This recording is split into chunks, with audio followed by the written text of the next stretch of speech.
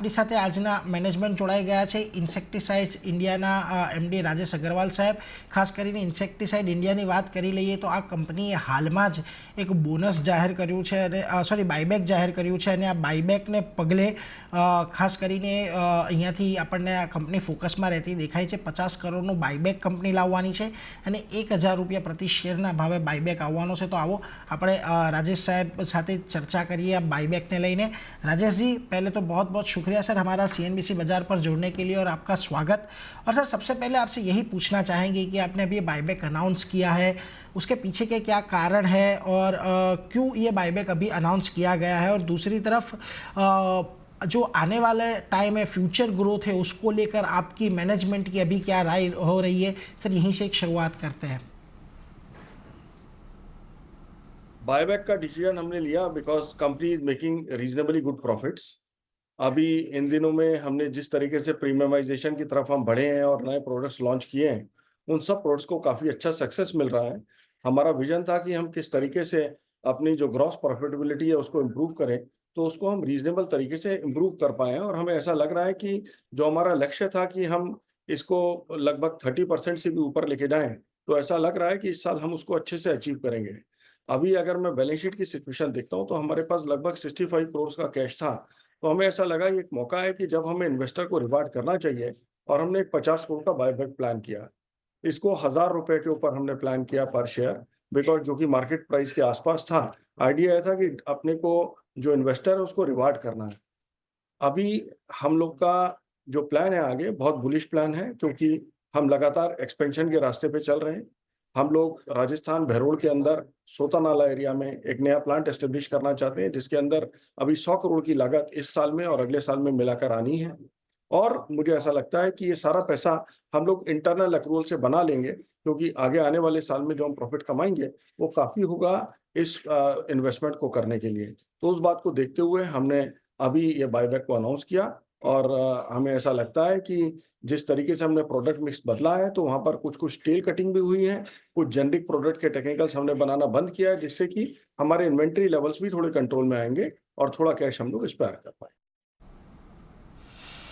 એટલે જો હાથમાં કેશ થોડીક વધતી જોવા મળી છે કંપનીને, એટલા માટે તેમણે ખાસ કરીને આ બાયબેકનો નિર્ણય લીધો છે.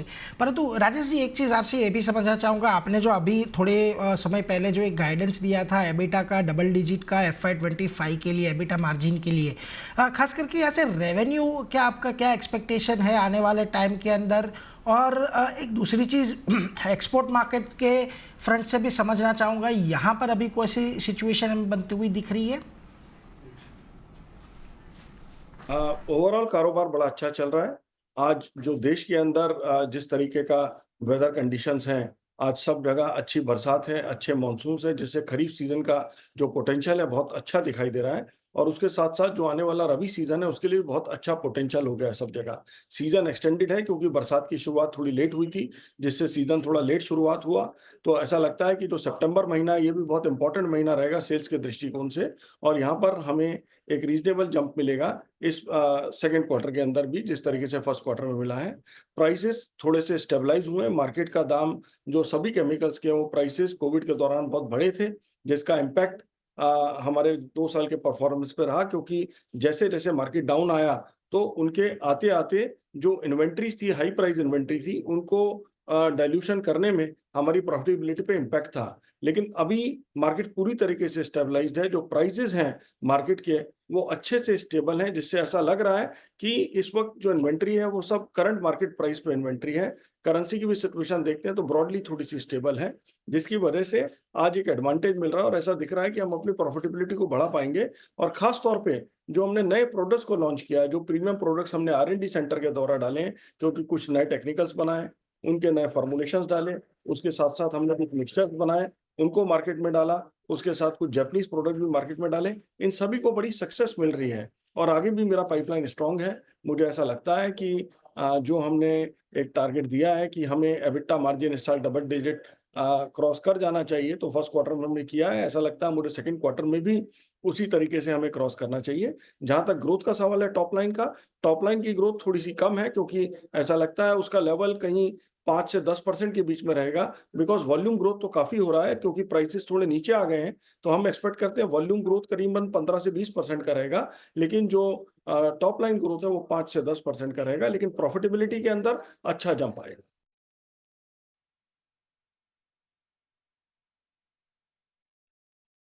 किस तरीके से आपने प्रोडक्ट मिक्स के ज़रिए ग्रोथ का हासिल करने की ट्राई की है?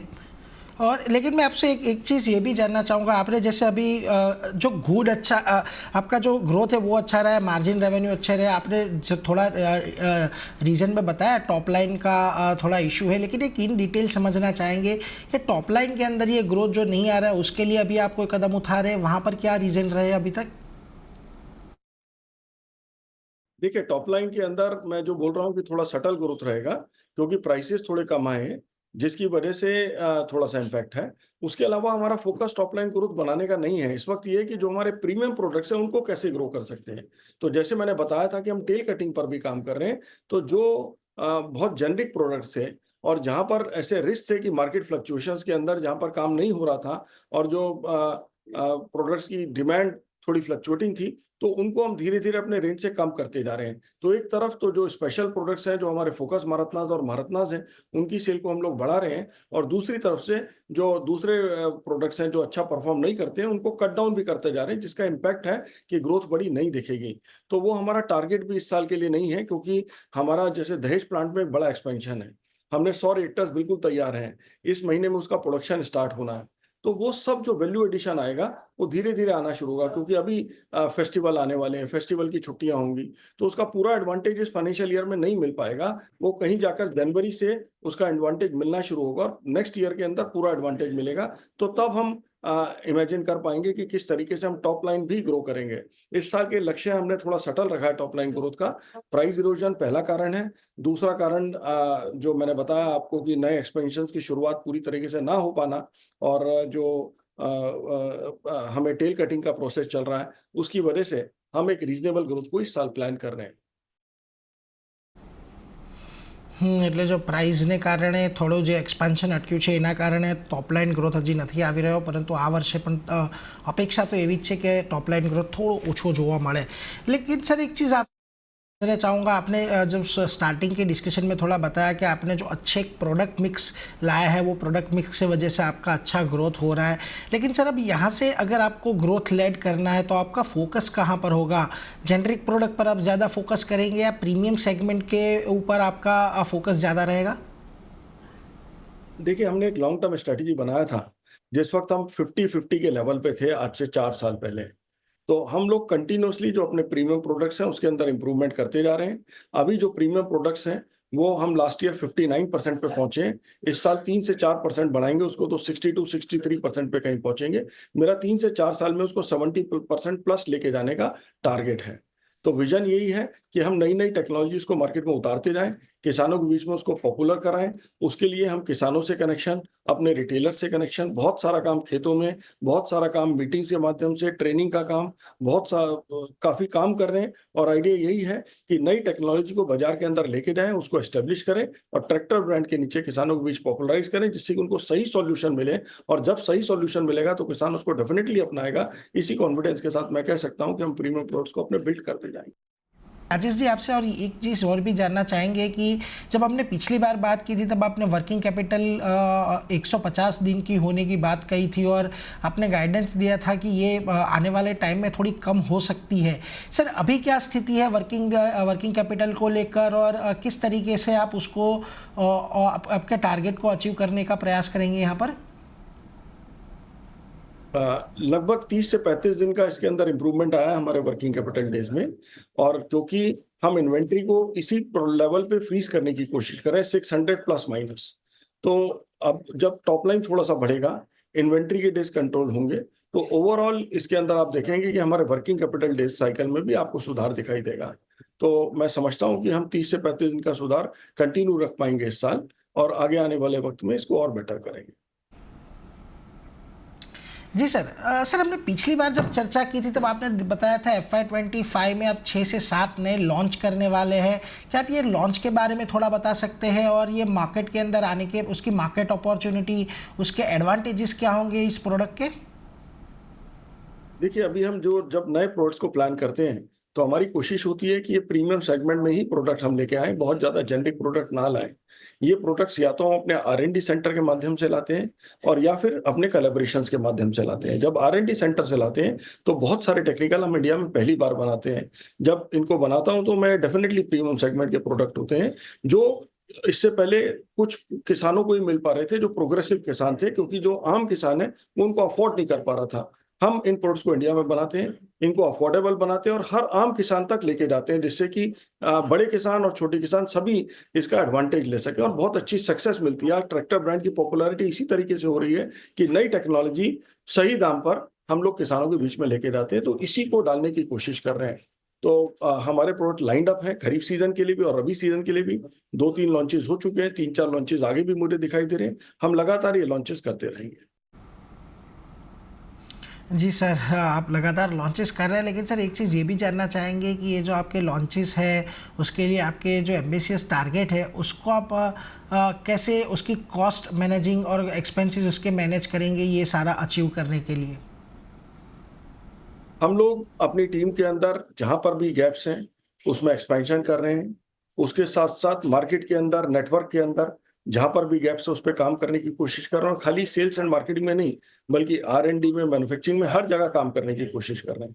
हमारी हमेशा कोशिश रहती है कि बहुत ज़्यादा एक्सपेंसेस ना बढ़ाएँ, रीज़नेबल लेवल पे ही लेके रखें। मैं कहता हूँ कि जब भी हमें आगे बढ़ना है, जो इंजन है वो ट्रेन को खींचता है।